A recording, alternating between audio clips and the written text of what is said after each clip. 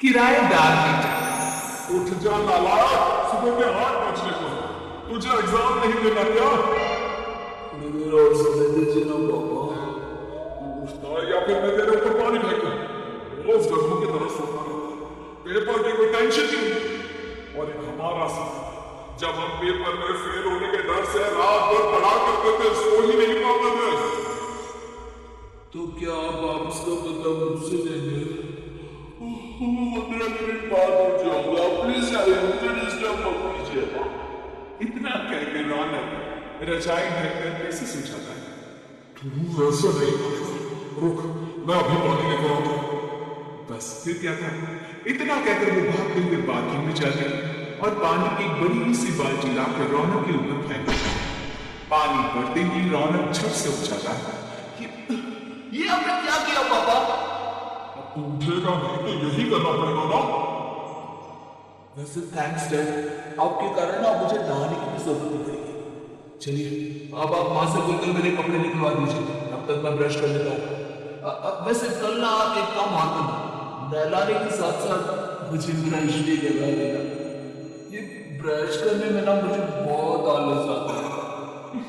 रौनक की बातों से अरविंद का मुंह खुला का खुला रह जाता है।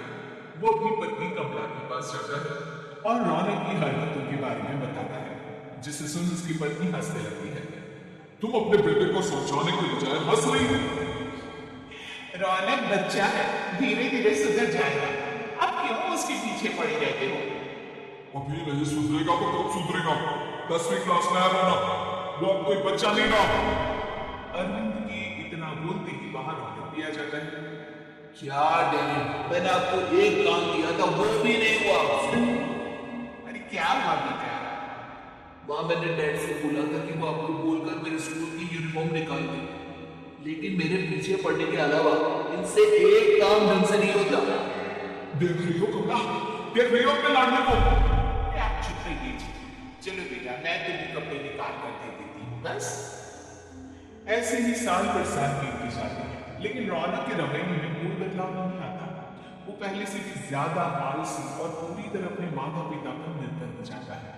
2 साल बाद पता नहीं कहाँ गायब रहता है पूरे दिन। अब तक तो आ जाना चाहिए। अरे आप इतनी फिक्र क्यों कर रहे हो उसकी? दोस्तों के साथ खेल रहा होगा, आ जाएगा। ये कोई टाइम है? 10 बजने वाले हैं, इतनी रात में कौन खेलता है? कमला कुछ कहती उससे पहले ही रौनक वहां आ जाता है। मम्मी जल्दी से खाना लगा दो, बहुत भूख लग रही है।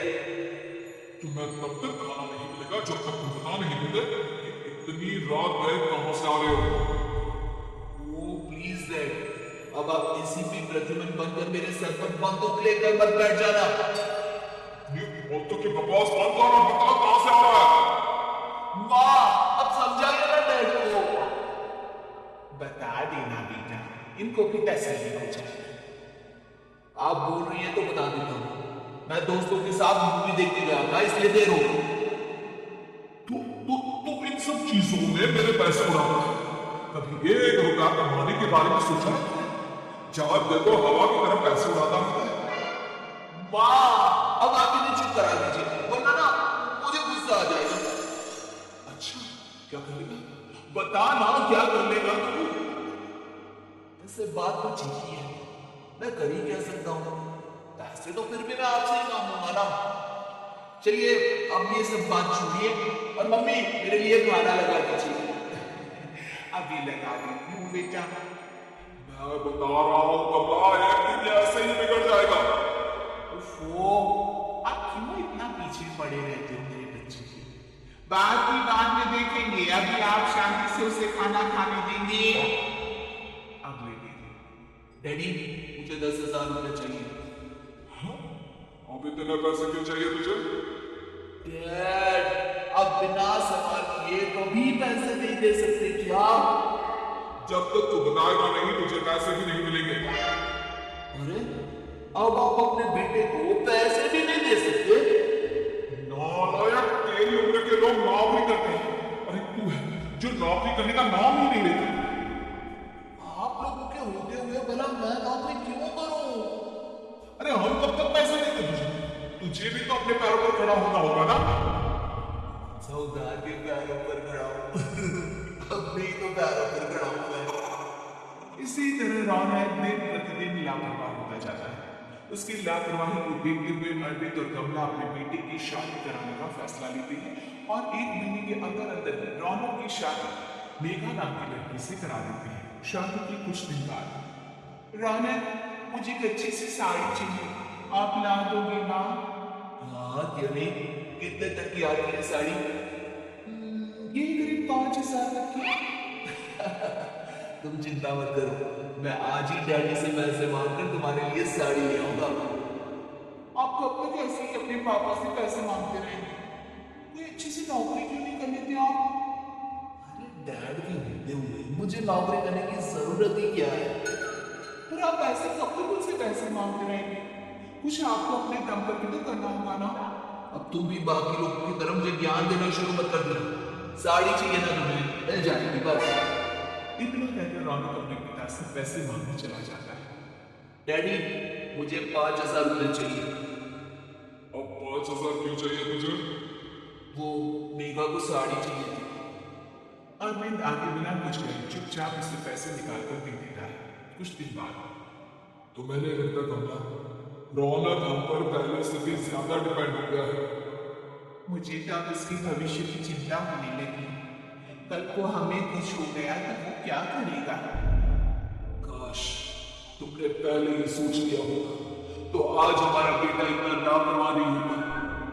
तब मुझे कहा पता था कि मेरा लाड प्यार से इतना बिगाड़ देगा कि वो इस हद तक लापरवाह बन जाएगा। कोई बात नहीं, अभी भी देर नहीं है। मुझे पता है उसे कैसे सुधारा जा सकता है। कैसे? अरविंद कुछ कहता उससे पहले रौनक वहां आ जाता है और पैसे के लिए हाथ फैलाने लगता है। डैड, मैं और मेघा बाहर घूमने जाना चाहते हैं। अरे वाह, ये आज सूरज कहाँ से निकला? Dad please. अच्छा चलो आप मुद्दे की बात करो। मुझे अब 25,000 चाहिए। अब तुम्हें 1 रुपया भी नहीं मिलेगा। अगर तुम्हें पैसों की इतनी ही जरूरत है तो कोई ढंग की नौकरी करो। मम्मी आप कुछ कहिए ना डैड को। बेटा वो गलत क्या बोल रही है? ये सब हम तेरे भले के लिए ही तो कर रहे हैं। मम्मा मैंने बताया ना आपको, मुझे नहीं करनी कोई जॉब को। तो ठीक है, निकल जाओ हमारे घर से। तुम्हारे जैसे लोगों के लिए मैंने ये घर खड़ा नहीं किया है। जितना ये घर आपका है ना उतना ही मेरा भी है। मैं कहीं नहीं जाने वाला। जाना तो पड़ेगा ही मुझे, क्योंकि अब मैं तेरा कोई भी खर्चा नहीं उठाने वाला। ठीक है अब आप बताइए मेरा बच्चा, मैं अपने दम पर भी जी सकता हूँ। तो बेशर्मों की तरह अब तक यहाँ क्यों खड़ा है? अपना सामान ले आओ, निकल जाए यहाँ से। रौनक पैर पटकते हुए वहां से चला जाता है। घर से निकालना जरूरी है क्या उसे? बिना पैसों के कौन रखेगा उसे किराए पर? अगर उसका भविष्य सुधारना है तो हमें अपने दिल पर पत्थर रखकर ये कदम उठाना ही होगा। दोनों बात कर रहे होते हैं कि रौनक अपनी पत्नी के साथ एक बड़ा सा बैग लेकर घर से निकल जाता है, लेकिन घर से बाहर उसे कोई भी मुफ्त में अपने घर किराए पर नहीं रखता। अंत में थक हार कर वो फिर से अपने घर चला जाता है।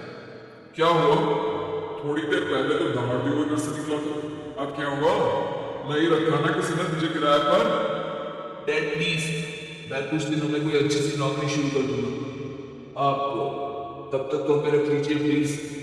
सुबह से रात हो चुकी है लेकिन कोई हमें रखने को राजी नहीं है। अब आप ही बताइए, इतनी रात को मैं मेघा को लेकर कहाँ जाऊंगा? ठीक है ठीक है, बहू की वजह से मैं तुझे घर पर रख रहा हूँ, लेकिन तू इस घर में एक बेटे की बल्कि एक किराएदार की हैसियत से 3 महीने है तेरे पास। इन 3 महीनों के अंदर मुझे तेरी पहली तनख्वाह हाथ में चाहिए, समझ गया? पक्का डैड, इन 3 महीनों के अंदर अंदर तो कोई बढ़िया सी नौकरी ढूंढ नहीं दूंगा मैं। ऐसे ही धीरे धीरे समय बीतने लगता है और अरविंद के दिए 3 महीनों में से 2 महीने बीत चुके होते हैं। पापा जी ने हमें 3 महीने दिए थे, जिसमें से 2 महीने तो बीत चुके हैं। अब ये आखिरी महीना बचा है। अरे तुम चिंता मत करो, आज मेरा ना 2 जगह इंटरव्यू है, दोनों में से कहीं ना कहीं तो जॉब लग ही जाएगी। अच्छा, all the best. Raunak interview के लिए निकल जाता है, जिसके बाद शाम में रौनक घर आता है। कैसा गया इंटरव्यू? आपकी नौकरी लगी या नहीं? अरे पहले सांस तो लेने दो अच्छे से। बताइए ना, मुझसे तो जरा भी इंतजार नहीं हो रहा है। वो दरअसल बात यह है कि मेरी नौकरी तो लग चुकी है लेकिन पैसे बहुत कम है। कितने पैसे हैं? 15,000।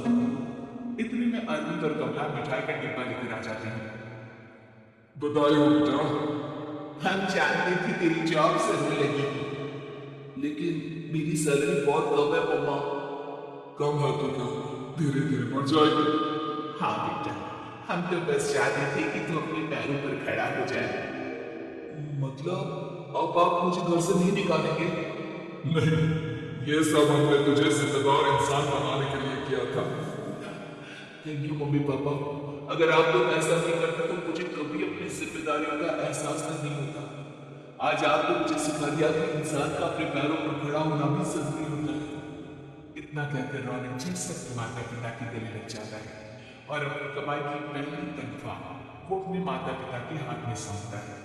इस तरह रौनक एक गैर जिम्मेदार व्यक्ति से एक जिम्मेदार व्यक्ति बन जाता है।